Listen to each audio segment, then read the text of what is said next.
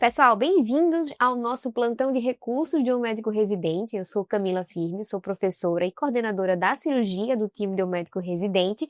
E agora a gente vai falar um pouquinho da prova de cirurgia da Unifesp. Foi uma prova, assim, que considerada boa, no nível mediano bom. Uma questão que teve ali questões mais fáceis, umas 2 ou 3 questões mais difíceis, que o aluno tinha que estar atento ali a alguma pegadinha. Uma prova que contemplou os principais assuntos da cirurgia geral, que são cobrados em todas as bancas do Brasil, não fugiu muito aí dos temas também, inclusive seguindo aquela tendência atual de cobrar especialidades cirúrgicas. Então, realmente, cirurgia vascular, cabeça e pescoço, cirurgia plástica, tudo muito bem contemplado numa prova considerada, assim, muito bem feita. Mas a gente tem uma questão que sim é passível de recurso, né? A questão tipo 4, a questão 4, foi uma questão que trouxe um homem de 68 anos, ele é agricultor e tem exposição solar crônica e tem uma lesão ulcerada e crostrosa no nariz há 8 meses, com um crescimento progressivo e um sangramento esporádico. E no exame físico vira uma questão de uma lesão de 1,5 centímetros. Veja, não é uma lesão pequenininha, né? 1,5 centímetros na região nasal é uma lesão considerável. E ainda assim, essa lesão tem uma ulceração central, bordas elevadas e peroladas e na asa nasal direita. Não tem linfonodos palpáveis. Além da fotoproteção, qual é a conduta mais adequada?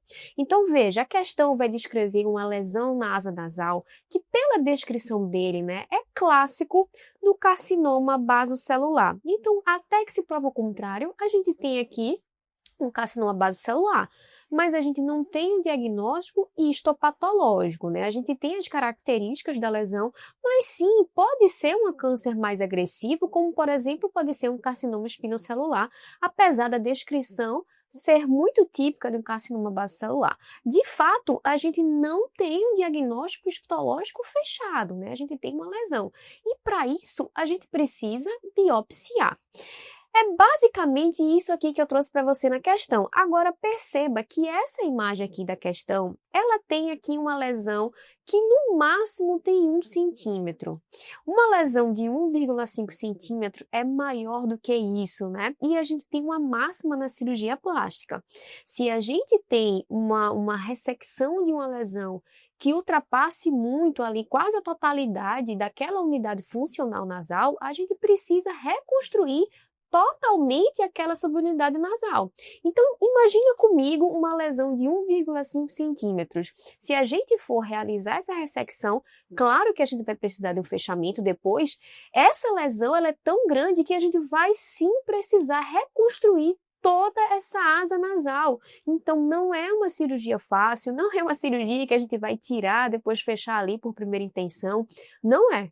Então, o cirurgião que vai lidar com isso, o cirurgião plástico, o cirurgião de cabeça e pescoço, ele precisa estar munido do diagnóstico para planejar, sim, o melhor tratamento cirúrgico, porque nessa cirurgia, sim, nós vamos precisar de retalhos complexos, retalhos locais, mas a gente também pode precisar de outro tipo de fechamento, então você realmente precisa, sim, do histopatológico, né? Então, olha as alternativas comigo. Letra A, crioterapia e reavaliação, muito cuidado com isso, né? Você pode sim piorar essa situação do paciente. No meu ambulatório, né, de cirurgia plástica, que chegam esses vozinhos com essas lesões e que foram tratados dessa forma, às vezes o médico não se atentou para a possibilidade de neoplasia, faz uma crioterapia, uma escleroterapia e de repente esse câncer ele retorna mais agressivo, então cuidado com isso.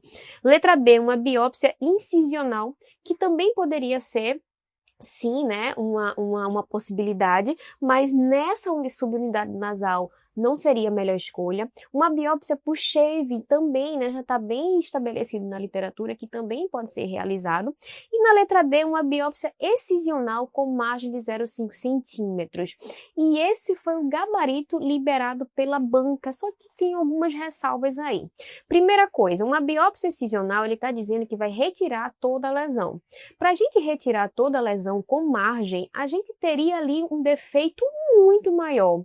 Então teria ali um defeito de no mínimo ali uns 2 centímetros para você fechar de imediato, só que você não sabe realmente quem é essa neoplasia.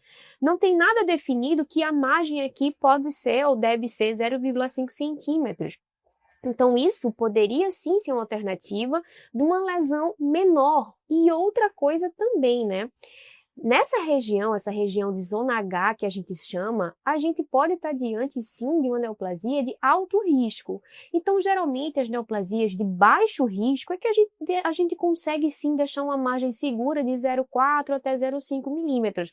Nesse caso do paciente, a gente tem uma zona de alto risco e ainda tem ali uma lesão que não está muito bonitinha não, né? Uma lesão ulcerada, uma lesão com crescimento aí mais progressivo. Então, sim, de fato, essa lesão é uma lesão de alto risco. E os principais guidelines já mostram que lesões de alto risco, essa margem de 0,4, 0,5 centímetros pode não ser suficiente e a gente precisa sim realizar uma ressecção mais segura, com margens até maiores ou com congelamento perto, ou então realizar uma cirurgia de Mohs. Então, nesse caso, essa letra D realmente não contempla o melhor para o paciente.